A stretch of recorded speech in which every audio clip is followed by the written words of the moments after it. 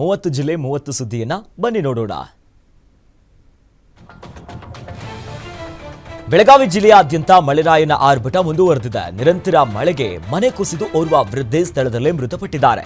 ಗೋಕಾಕ್ ತಾಲೂಕಿನ ಚಿಕ್ಕನಂದಿ ಗ್ರಾಮದಲ್ಲಿ ಈ ಘಟನೆ ನಡೆದಿದ್ದು, ಫಕೀರವ್ವ ಲಕ್ಷ್ಮಣ್ ಹಾವೇರಿ ಮೃತ ವೃದ್ಧೆ ಅಂತ ಗುರುತಿಸಲಾಗಿದೆ.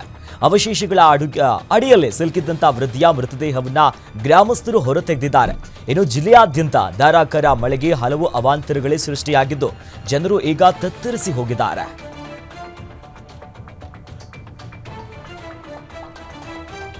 ಹುಬ್ಬಳ್ಳಿಯಲ್ಲಿ ಧಾರಾಕಾರ ಮಳೆಗೆ ಹಳ್ಳ ಕೊಳ್ಳಗಳು ಉಕ್ಕಿ ಹರಿತಾ ಇದ್ದು, ನೀರಿನ ರಭಸಕ್ಕೆ ಓರ್ವ ವ್ಯಕ್ತಿ ಕೊಚ್ಚಿಕೊಂಡು ಹೋಗಿರುವಂತ ಘಟನೆಯಾಗಿದೆ. ಹುಸೇನ್ ಕೊಚ್ಚಿ ಹೋಗಿರುವಂತ ವ್ಯಕ್ತಿ ಅಂತ ಗುರುತಿಸಲಾಗಿದೆ. ಇನ್ನು ಗಿರಿಯಾಲ ಹೆಲಗಳಿ ರಸ್ತೆಯಲ್ಲಿ ಈ ಘಟನೆ ನಡೆದಿದ್ದು, ಹುಸೇನ್ ಮೃತಪಟ್ಟಿರುವಂತ ಶಂಕೆ ವ್ಯಕ್ತವಾಗ್ತಿದೆ. ವ್ಯಕ್ತಿಗಾಗಿ ಪೊಲೀಸರು, ಪಾಲಿಕೆಯ ಅಧಿಕಾರಿಗಳು ಹಾಗೂ ಸ್ಥಳೀಯರು ತೀವ್ರ ಶೋಧವನ್ನ ನಡೆಸುತ್ತಿದ್ದಾರೆ. ಘಟನಾ ಸ್ಥಳಕ್ಕೆ ಭೇಟಿ ನೀಡಿದ ಎನ್ಡಿಆರ್ಎಫ್ ತಂಡ ಕೂಡ ಶೋಧ ಕಾರ್ಯವನ್ನ ಮುಂದುವರೆಸಿದೆ. ಹಲವು ಗಂಟೆಗಳು ಕಳೆದರೂ ಕೂಡ ವ್ಯಕ್ತಿಯ ಸುಳಿವು ಸಿಕ್ಕಿಲ್ಲ. ಈ ಹಿನ್ನೆಲೆ ಹುಸೇನ್ ಮೃತಪಟ್ಟಿರುವಂತ ಶಂಕೆ ವ್ಯಕ್ತವಾಗಿದೆ.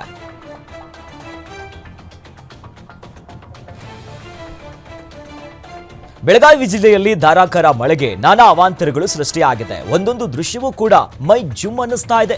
ಸರಿಯಾದ ಚರಂಡಿ ವ್ಯವಸ್ಥೆ ಇಲ್ಲದೆ ಮನೆ, ಅಂಗಡಿಗಳು, ಕ್ಲಿನಿಕ್ ಸಿಕ್ಕ ಜಾಗಕ್ಕೆ ನದಿಯಂತೆ ಮೋರಿ ಮಿಶ್ರಿತ ನೀರು ಒಳಗೆ ನುಗ್ಗಿದೆ. ಮಕ್ಕಳ ಪುಸ್ತಕಗಳು ಒಂದ್ ಕಡೆ ನೀರಿನಲ್ಲಿ ತೇಲ್ತಾ ಇದ್ರೆ, ರಸ್ತೆಗಳಲ್ಲಿ ಜನ ನೀರು ಹೊರತೆಗೆದು ಹರಸಾಹಸವನ್ನ ಪಡ್ತಿದ್ದಾರೆ ಹೊರಗೆ ಹಾಕೋದಕ್ಕೆ. ಕ್ಲಿನಿಕ್ನ ಒಳಗೆ ಹೊಳೆಯಂತೆ ಗಲೀಜು ನೀರು ತುಂಬಿಕೊಂಡಿದೆ. ಇನ್ನು ಮನೆಯ ಒಳಗೂ ಕೂಡ ಮೊಣಕಾಲು ಮಟ್ಟ ನೀರು ಬಂದು ನಿಂತಿದೆ. ದವಸ ಧಾನ್ಯಗಳು, ಪೀಠೋಪಕರಣಗಳು ಕಂಪ್ಲೀಟ್ ಹಾನಿಯಾಗಿದೆ. ಅಂಗಡಿಗಳಲ್ಲಿ ಇಟ್ಟಿದ್ದಂತಹ ದಿನಸಿ ಎಲ್ಲವೂ ಕೂಡ ಸಂಪೂರ್ಣ ನಾಶ ಆಗಿದೆ. ಸರಿಯಾದ ಚರಂಡಿ ವ್ಯವಸ್ಥೆ ಇಲ್ಲದಕ್ಕೆ ಈ ರೀತಿ ಅವ್ಯವಸ್ಥೆ ಉಂಟಾಗಿದೆ ಅಂತ ಸ್ಥಳೀಯರು ಪುರಸಭೆಯ ವಿರುದ್ಧ ಆಕ್ರೋಶವನ್ನ ಹೊರಗಾಗ್ತಿದ್ದಾರೆ.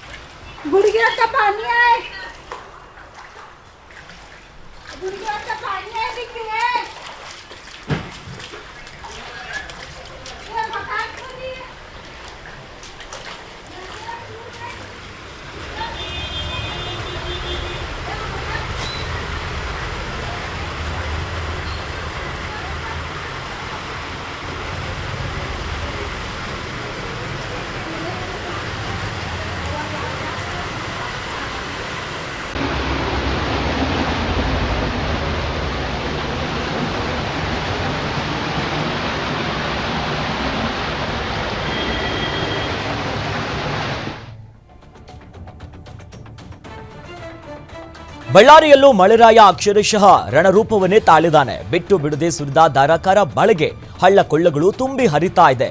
ಸಂಡೂರು ತಾಲೂಕಿನ ಸುತ್ತಮುತ್ತಲಿನ ಕೆರೆ, ಕಟ್ಟೆ, ನಾಲೆಗಳು, ಹಳ್ಳಗಳು ಉಕ್ಕಿ ಹರಿತಾ ಇದೆ. ರಸ್ತೆಗಳು, ರೈತರ ಜಮೀನುಗಳು ಕೆರೆಯಂತಾಗೋಬಿಟ್ಟಿದೆ. ಭಾರಿ ಮಳೆಗೆ ಜನಜೀವನ ಸಂಪೂರ್ಣ ಅಸ್ತವ್ಯಸ್ತ ಆಗಿದೆ.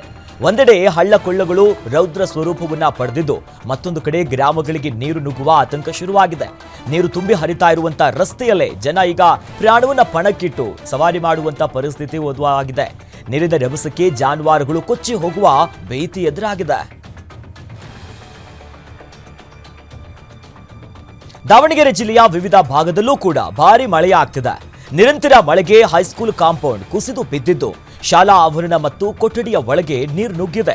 ಚನ್ನಗಿರಿ ತಾಲೂಕಿನ ಯಲೋದಹಳ್ಳಿ ಗ್ರಾಮದಲ್ಲಿ ಈ ಘಟನೆ ನಡೆದಿದೆ. ಸರ್ಕಾರಿ ಪ್ರೌಢಶಾಲೆಯ ಮೈದಾನ ಮತ್ತು ಕೊಠಡಿಗೆ ನೀರು ನುಗ್ಗಿ ಸಂಪೂರ್ಣವಾಗಿ ಜಲಾವೃತ ಆಗಿದೆ. ಮುಂಜಾಗ್ರತಾ ಕ್ರಮವಾಗಿ ಶಿಕ್ಷಕರು ಮಕ್ಕಳನ್ನ ಮನೆ ಕಳಿಸಿದ್ದಾರೆ.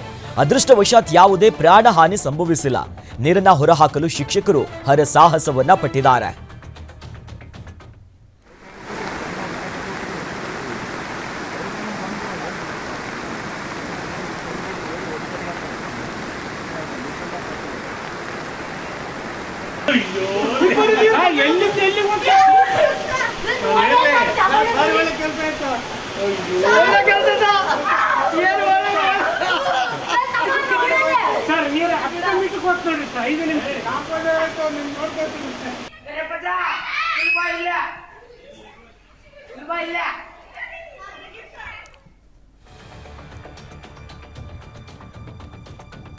ಮಹಾರಾಷ್ಟ್ರದ ಕೊಲ್ಲಾಪುರ ನಗರ ಸುತ್ತಮುತ್ತ ಏಕಾಏಕಿ ಧಾರಾಕಾರ ಮಳೆಯಾಗಿದ್ದು, ಹಳ್ಳ ಕೊಳ್ಳಗಳಲ್ಲಿ ದಿಢೀರ್ ನೀರಿನ ರಭಸ ಹೆಚ್ಚಾಗಿದೆ. ತುಂಬಿದ ಹಳ್ಳದಲ್ಲಿ ಕರ್ನಾಟಕದ ಯುವಕನೋರ್ವ ಸಿಲುಕಿದ್ದು ಜೀವದ ಹಂಗು ತೊರೆದು ಕೊಚ್ಚಿ ಹೋಗ್ತಿದ್ದ ಯುವಕನನ್ನ ಸ್ಥಳೀಯರು ರಕ್ಷಣೆ ಮಾಡಿದ್ದಾರೆ. ಚಿಕ್ಕೋಡಿ ಮೂಲದ ಸುರೇಶ್ ಎಂಬಾತನನ್ನ ರಕ್ಷಣೆ ಮಾಡಲಾಗಿದೆ. ಹಗ್ಗದಿಂದ ಮೇಲ್ಹತ್ತೋದಕ್ಕೆ ಪ್ರಯತ್ನ ಪಟ್ಟರು ಆಯ ತಪ್ಪಿ ಮತ್ತೆ ಹಳ್ಳಕ್ಕೆ ಯುವಕ ಬಿದ್ದಿದ್ದಾನೆ. ಬಳಿಕ ಹಳ್ಳಕ್ಕೆ ಹಾರಿದಂತ ಸ್ಥಳೀಯರು ಸುರೇಶ್ ಪ್ರಾಣವನ್ನ ಉಳಿಸಿದ್ದಾರೆ.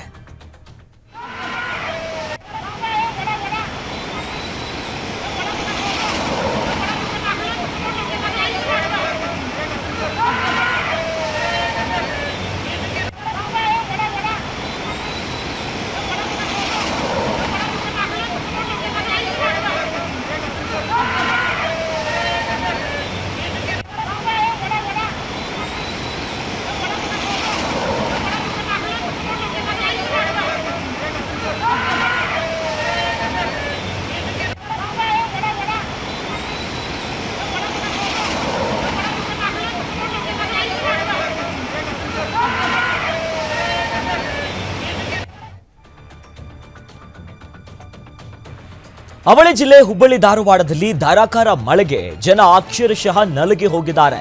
ಧಾರಾಕಾರ ಮಳೆಗೆ ಹಳ್ಳ ಕೊಳ್ಳಗಳು ತುಂಬಿ ಹರಿತಾ ಇದೆ. ರಸ್ತೆಗಳಂತೂ ನದಿಯಂತಾಗ್ಬಿಟ್ಟಿದೆ. ಇತ್ತ ಬೆಣ್ಣೆಹಳ್ಳ ತುಂಬಿ ಹರಿತಾ ಇದ್ದು ನೀರಿನ ರಭಸಕ್ಕೆ ಟ್ಯಾಂಕರ್ ಒಂದು ಕೊಚ್ಚಿ ಹೋಗಿದೆ. ದಿಢೀರ್ ನೀರಿನ ಹರಿವು ಹೆಚ್ಚಾದ ಹಿನ್ನೆಲೆಯಲ್ಲಿ ತೋಟದಲ್ಲಿ ನಿಂತಿದ್ದಂತ ನೀರಿನ ಟ್ಯಾಂಕರ್ ಕೊಚ್ಚಿ ಹೋಗಿದೆ. ಟ್ಯಾಂಕರ್ ಕೊಚ್ಚಿ ಹೋದಂತ ದೃಶ್ಯ ಸೋಷಿಯಲ್ ಮೀಡಿಯಾದಲ್ಲಿ ಸಖತ್ತು ವೈರಲ್ ಆಗ್ತಿದೆ.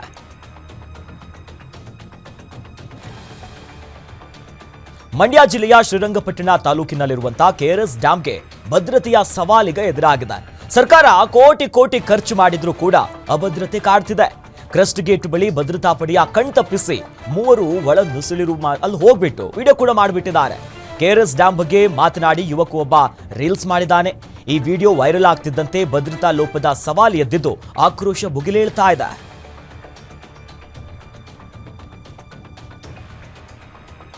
ಅಹಮದಾಬಾದ್ನಲ್ಲಿ ನಡೆದ ವಿಮಾನ ದುರಂತ ಘಟನೆಯಲ್ಲಿ ಬೆಳಗಾವಿಯಲ್ಲಿ ವೈದ್ಯಕೀಯ ವ್ಯಾಸಂಗ ಮಾಡಿದ ವಿದ್ಯಾರ್ಥಿ ಕುಟುಂಬ ಈಗ ದುರ್ಮರಣಕ್ಕೀಡಾಗಿದೆ.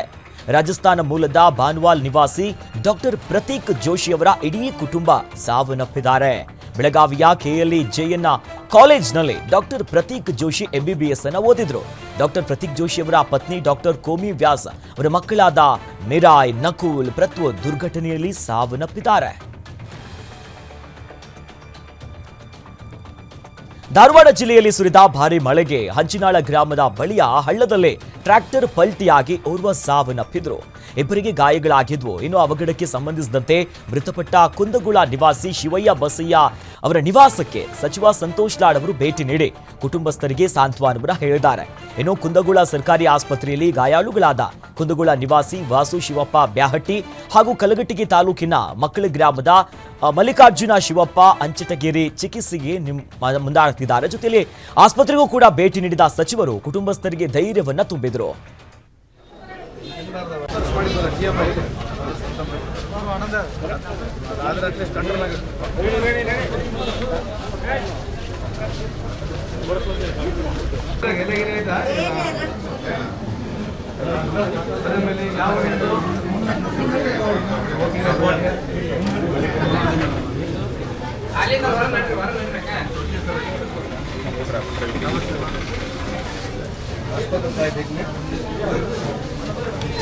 ತೊಂದರೆ ಕೊಡ್ತೇವೆ ಮತ್ತೆ ಎದಕ್ಕೆ ನೋವಾಗತ್ತಲ್ಲ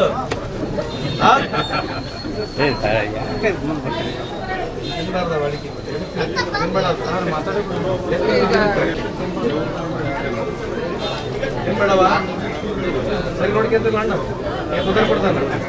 ನಾನು ನಿನ್ ಪರವಾಗಿರೋದು ಹೇಳಿದ್ರೆ ಧೈರ್ಯ ಮಾಡು.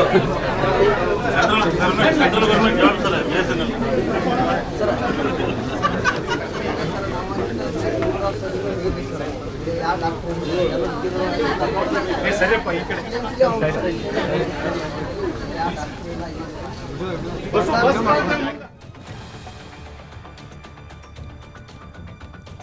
ಸರ್ಕಾರ ಏಕಾಏಕಿ ರಾಜ್ಯದಲ್ಲಿ ಎಎನ್ಎಂ ನರ್ಸಿಂಗ್ ಕೋರ್ಸ್ ಅನ್ನು ರದ್ದು ಮಾಡಿದ್ದು, ಇದನ್ನು ವಿರೋಧಿಸಿ ಚಿತ್ರದುರ್ಗದಲ್ಲಿ ನರ್ಸಿಂಗ್ ವಿದ್ಯಾರ್ಥಿಗಳು ಪ್ರತಿಭಟನೆಯನ್ನು ನಡೆಸಿದ್ದಾರೆ.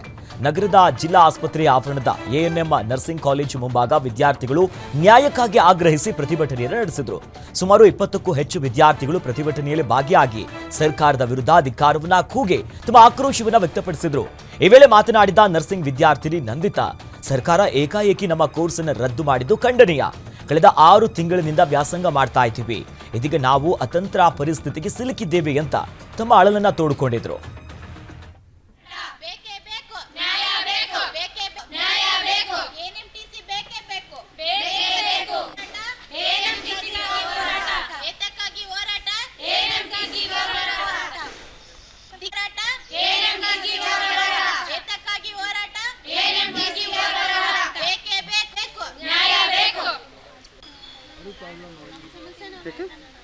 ಅವ್ರಿಗೆ ಜೇಎನ್ಎಂನ ತಗೊಳಲ್ಲಂತೆ.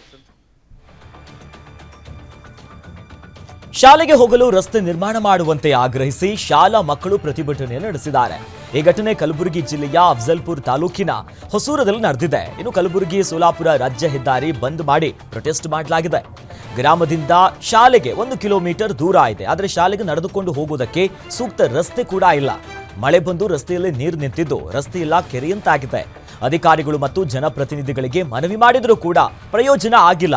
ಕೂಡಲೇ ರಸ್ತೆ ನಿರ್ಮಾಣ ಮಾಡುವಂತೆ ವಿದ್ಯಾರ್ಥಿಗಳು ಆಗ್ರಹಿಸಿದ್ದಾರೆ.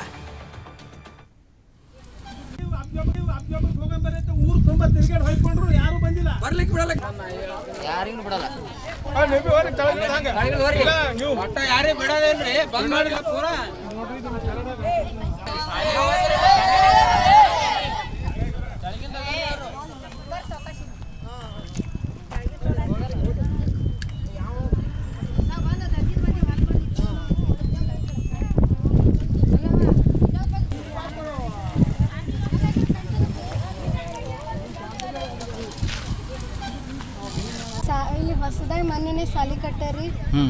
ದಿನಾಲು ಕೆಸರಾಗೆ ನಡ್ಕೊಂಡು ಹೊಲತ್ತಿದೆ. ಎಲ್ಲರ ಕಾಲಾಗ ಮುಳ್ಳ ಅಲ್ಲೆಲ್ಲ ನಡು ನೀರು ಅವರಿ. ಸ್ವಲ್ಪ ಹರದ್ರು ಬಿದ್ದೇವು ಅಂದ್ರೆ ನೀರ್ನಾಗೆ ಬೀಳ್ತೇವೆ. 2-3 ದಿನ ಆಯ್ತು ಹಿಂಗೆ ನಡ್ಕೊಂಡು ಹೊಂಟಿದ್ದೇವೆ. ದಿನಾಲು ಮಳೆ ಹೊಂಟದ್ರಿ. ಪೂರಾ ಚಪ್ಪಲ ಏನು ಭೀ ಕಾಲು ಕಿತ್ಲಿಕ್ಕೆ ಬರ್ಲಾಗ್ಯಾವ. ಅರ್ಬಿ ಎಲ್ಲ ಹೊಲಸಾಲತ್ತದ. ನಮ್ಗೆ ಸಾಲಿನೂ ಕಲಿಯದ. ಈ ಹೋಲಕ್ಕೆ ರಸ್ತೆ ಇಲ್ಲೇನ ಸ್ಕೂಲಿಗೆ? ಇಲ್ರಿ, ಎಲ್ಲ ಕೆಸರಿ ಅದ ರೀ. ಯಾವ ಸ್ಕೂಲ್ ಹೆಸರು ಏನು? ಸರ್ಕಾರಿ ಪ್ರೌಢಶಾಲೆ ಹೊಸೂರು. ದಿನಾಲು ಸರ್ಗಳಿಗೆ ಹೇಳುತ್ತಿದ್ದೇವ್ರಿ. ಸರ್ಗಳನ್ನ ಹೇಳುತ್ತಾರೆ, ಯಾರು ಬಂದು ಏನು ಕೇಳಲಾಗ್ಯಾರ. ರೋಡ್ ಮಾಡೋತನ ನಾವು ಇಲ್ಲಿದ್ದು ಹೇಳಲ್ಲ. ಇಲ್ಲಿ ರೋಡ್ ಮಾಡಿಸ್ತೈತಿ ಅಂದ್ರೆ ನಾವು ಓದ್ತೇವ್ರಿ. ಇಲ್ಲೇ ಕುಂದಿರ್ತೇವ್ರಿ. ಈಗ ಯಾರು ಬರ್ಬೇಕು ಇದಕ್ಕೆ? ಯಾರು ಮಾಡೋ ಜವಾಬ್ದಾರಿ ಅದ ಅವ್ರು ಬಂದಿದ್ದು ಮಾಡಿ.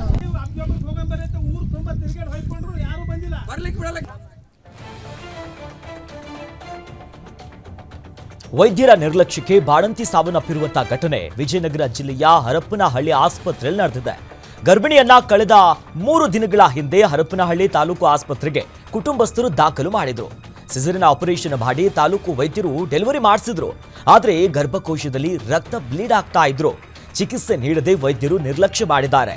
ಕೊನೆಯ ಕ್ಷಣದಲ್ಲಿ ದಾವಣಗೆರೆ ಜಿಲ್ಲಾಸ್ಪತ್ರೆಗೆ ಕಳುಹಿಸಿಕೊಟ್ಟರೂ ಸಹ ಚಿಕಿತ್ಸೆ ಫಲಕಾರಿಯಾಗದೆ ಬಾಣಂತಿ ಸಾವನ್ನಪ್ಪಿದ್ದಾರೆ. ವೈದ್ಯರ ವಿರುದ್ಧ ಈಗ ಹರಪನಹಳ್ಳಿ ಪೊಲೀಸ್ ಠಾಣೆಯಲ್ಲಿ ಪ್ರಕರಣ ದಾಖಲಾಗಿದೆ.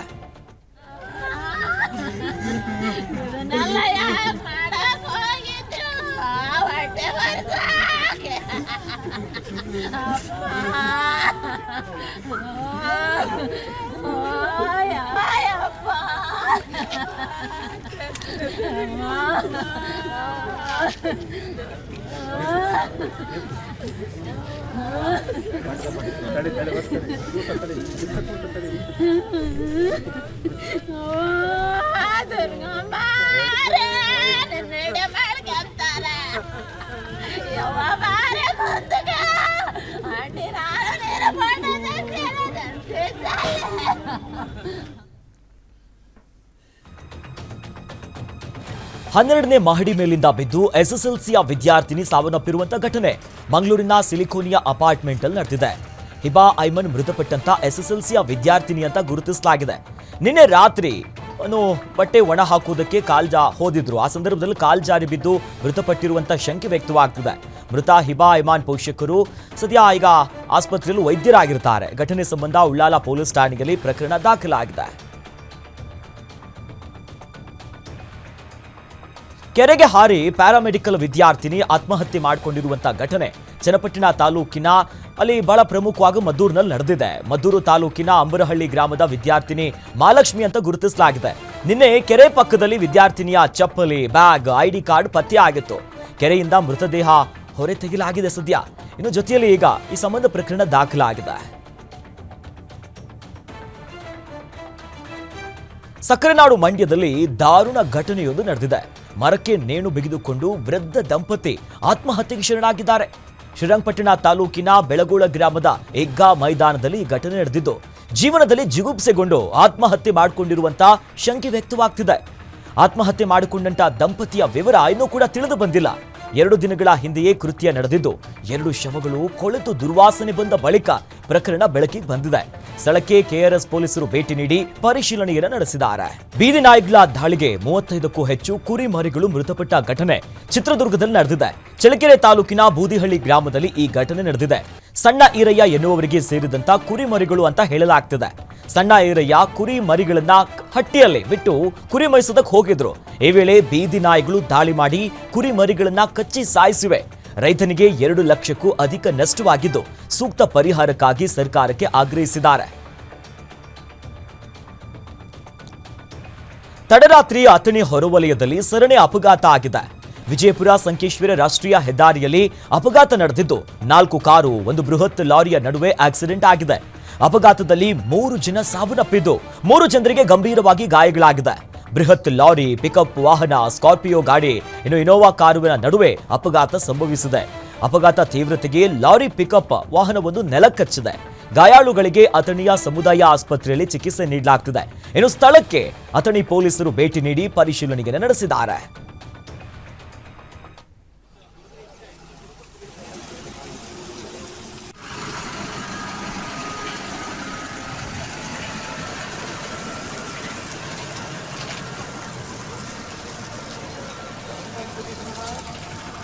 ಯಾರು ತಿರುಗಾಡಿ ಹೋಗೋದನ್ರಿ ಅವ ಅಕಡೆ ಬಂದಾನ ಯಾಕಡೆ ಹೊಡ್ದಾನು ಏನ್ ಮಾಡ್ಯಾನ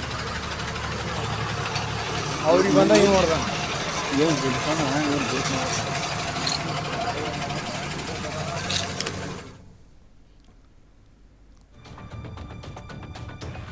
ಸಕ್ಕರೆ ಕಾರ್ಖಾನೆಗಳಿಂದ ರೈತರಿಗೆ ಪಾವತಿಸಬೇಕಾದ 40 ಕೋಟಿ ರೂಪಾಯಿ ಕಬ್ಬಿನ ಬಾಕಿ ಹಣವನ್ನ ಶೀಘ್ರವಾಗಿ ಬಿಡಬೇಕು ಅಂತ ಆಗ್ರಹಿಸಿ ಕರ್ನಾಟಕ ರಾಜ್ಯ ರೈತ ಸಂಘ ಹಸಿರು ಸೇನೆಯಿಂದ ಜಿಲ್ಲಾಧಿಕಾರಿಗಳ ಕಚೇರಿ ಎದುರು ಪ್ರತಿಭಟನೆ ನಡೆಸಿದರು. ಬೀದರ್ ಜಿಲ್ಲೆಯ 5 ಸಕ್ಕರೆ ಕಾರ್ಖಾನೆಗಳ ಪೈಕಿ ನಾರಂಜಕ್ಕೆ 21 ಕೋಟಿ, ಬಾಲ್ಕೇಶ್ವರ 17 ಕೋಟಿ, ಬಿಕೆಎಸ್ಕೆಗೆ 3.45 ಕೋಟಿ ಬಾಕಿ ಇದೆ.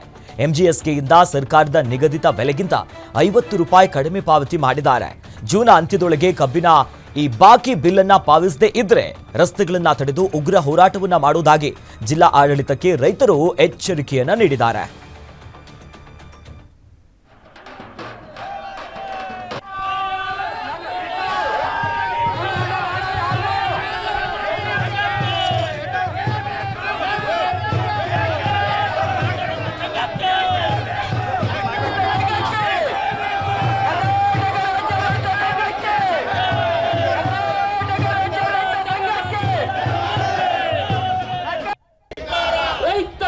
ಜಿಲ್ಲಾಡಳಿತಕ್ಕೆ, ರೈತ ವಿರೋಧಿ ಕಾರ್ಖಾನೆ ಆಡಳಿತಕ್ಕೆ.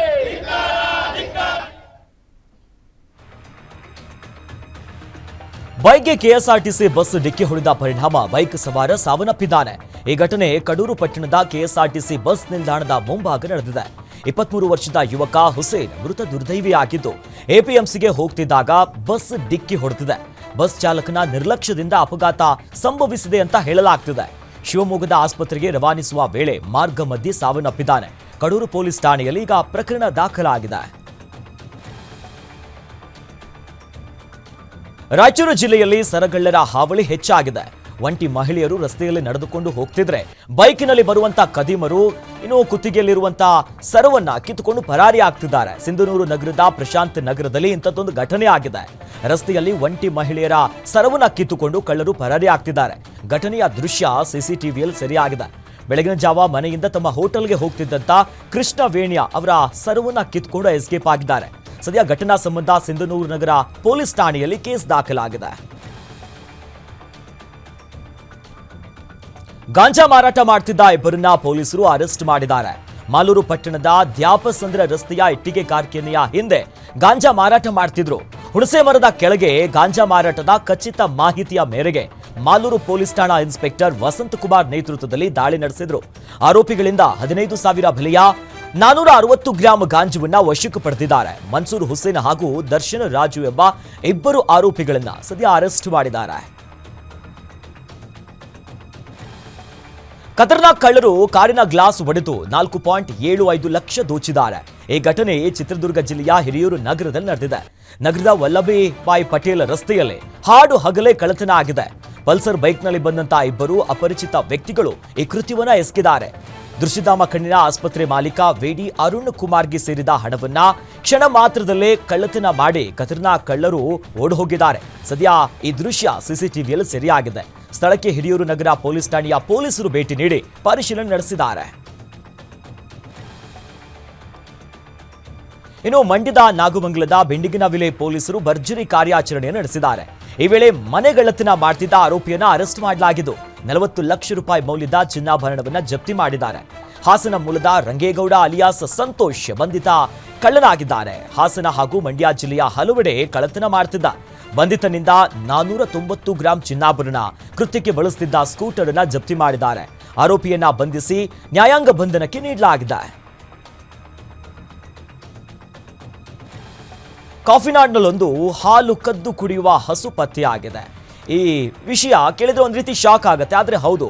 ದಿನನಿತ್ಯ ಅಂಗಡಿಯಲ್ಲಿ 10 ರಿಂದ 20 ಲೀಟರ್ ಹಾಲನ್ನ ಹಸುವೊಂದು ಕದ್ದು ಕುಡಿತಾ ಇತ್ತು. ಸಿಸಿಟಿವಿ ಚೆಕ್ ಮಾಡಿದಾಗ ಹಾಲು ಕದಿಯುವಂತ ಹಸು ಈಗ ಸದ್ಯ ಬಯಲಾಗ್ಬಿಟ್ಟಿದೆ. ಮೂಡಿಗೆರೆ ತಾಲೂಕಿನ ಕೊಟ್ಟಿಗೆಹಾರದ ರಾಮ್ ಪ್ರಸಾದ್ ಪ್ರಾವಿಷನ್ ಸ್ಟೋರ್ನಲ್ಲಿ ಘಟನೆ ನಡೆದಿದೆ. ಹಾಲಿನ ಕವರ್ ಕೂಡ ಇಲ್ಲದನ್ನ ಕಂಡು ಅಂಗಡಿ ಮಾಲೀಕರು ಕಳ್ಳರ ಕೈಚಳಕ ಅಂತ ಭಾವಿಸಿದ್ರು. ಆದ್ರೆ ಕಳೆದ ರಾತ್ರಿ 20 ಲೀಟರ್ ಹಾಲು ಕುಡಿದಿದ್ದ ಹಸು ಕವರ್ ಕೂಡ ತಿಂದಿತ್ತು. ಸಿಸಿಟಿವಿ ಚೆಕ್ ಮಾಡಿದಾಗ ಹಸು ಹಾಲು ಕುಡಿಯುತ್ತಿರುವಂತ ದೃಶ್ಯ ಸೆರೆಯಾಗಿದೆ. ಕಲ್ಯಾಣ ಕರ್ನಾಟಕ ಭಾಗದ ಯಾದಗಿರಿಯಲ್ಲಿ ನಾಳೆ ಆರೋಗ್ಯ ಆವಿಷ್ಕಾರ ಕಾರ್ಯಕ್ರಮ ಹಮ್ಮಿಕೊಳ್ಳಲಾಗಿದೆ. ಯಾದಗಿರಿ ಜಿಲ್ಲೆಯ ಕ್ರೀಡಾಂಗಣದಲ್ಲಿ ಕಾರ್ಯಕ್ರಮ ಆಯೋಜಿಸಲಾಗಿದೆ. ಇನ್ನು ಸಿಎಂ ಸಿದ್ದರಾಮಯ್ಯ, ಎಐಸಿಸಿ ಅಧ್ಯಕ್ಷ ಡಾಕ್ಟರ್ ಮಲ್ಲಿಕಾರ್ಜುನ್ ಖರ್ಗೆ, ಡಿಸಿಎಂ ಡಿಕೆ ಶಿವಕುಮಾರ್ ಸೇರಿ ಹಲವು ಸಚಿವರು ಭಾಗಿಯಾಗಲಿದ್ದಾರೆ. ಆರೋಗ್ಯ ಆವಿಷ್ಕಾರ ಸೇರಿ ಹಲವು ಯೋಜನೆಗಳಿಗೆ ಸಿಎಂ ಸಿದ್ದರಾಮಯ್ಯ ಉದ್ಘಾಟನೆ ಮಾಡಲಿದ್ದಾರೆ.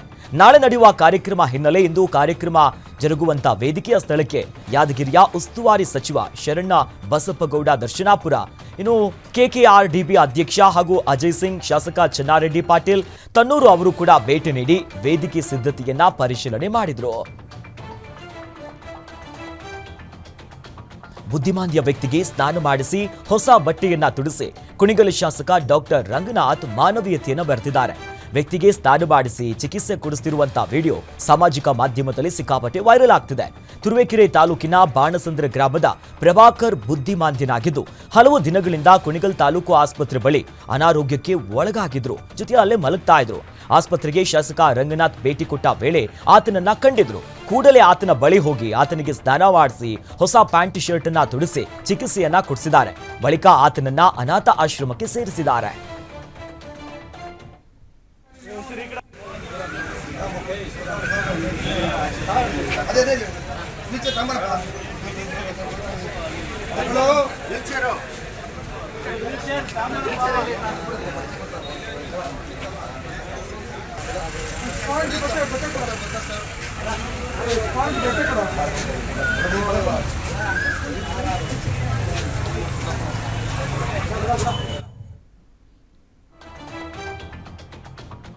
ಕೋಡಿಮಠದ ಶ್ರೀಗಳ ಭವಿಷ್ಯ ನಿಜವಾಯ್ತ ಎಂಬ ಚರ್ಚೆ ಶುರುವಾಗಿದೆ. ಬೆಳಗಾವಿಯಲ್ಲಿ ಹೇಳಿಕೆ ನೀಡಿದ್ದ ಕೋಡಿಮಠದ ಶ್ರೀಗಳು ಉಸಿರಾಟದ ಸಮಸ್ಯೆಯಿಂದ ಅತಿ ಹೆಚ್ಚು ಸಾವು ಸಂಭವಿಸುತ್ತೆ ಅಂತ ಹೇಳಿದರು. ಅದೇ ರೀತಿ ಉಸಿರಾಟ ಸಮಸ್ಯೆಯಿಂದ ಆರ್ಸಿಬಿ ಅಭಿಮಾನಿಗಳು ಸಾವನ್ನಪ್ಪಿದ್ದಾರೆ. ಇನ್ನು ವಾಯುವಿನಿಂದ ಅತಿ ಹೆಚ್ಚು ಸಾವು ನೋವು ಎಂದಿದ್ದಂತ ಶ್ರೀಗಳ ಮಾತಿನಂತೆ ನಿನ್ನೆ ವಿಮಾನ ದುರಂತದಲ್ಲಿ 241 ಪ್ರಯಾಣಿಕರು ದುರ್ಮರಣವನ್ನ ಹೊಂದಿದ್ದಾರೆ.